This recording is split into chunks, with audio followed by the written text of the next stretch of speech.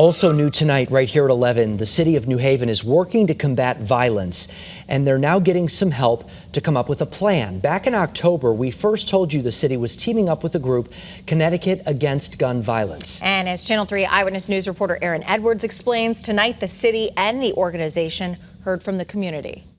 Aaron and Mark, Mayor Justin Elliker says the goal of tonight's meeting was to come up with ideas, and the next step will be for his office to come up with a plan to combat violence.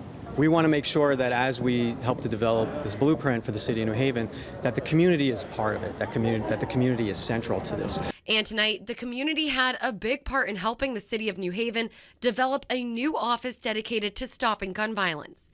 The city decided to create this office because of an increase in crime over the past year. Gun violence has spiked during the pandemic.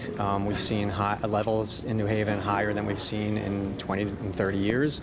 Mayor Justin Elliker says the city has plenty of resources to help those impacted by gun violence, but he says there wasn't enough coordination. We decided that it was really important to create an infrastructure to help all of those parties work together, and that's what led to the creation of the Office of Violence Prevention. So, to create the new office, the city teamed up with Connecticut Against Gun Violence.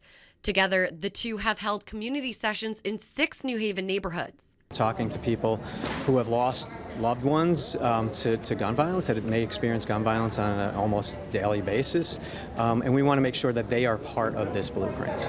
After tonight's meeting, Connecticut Against Gun Violence will hold one more virtual community session.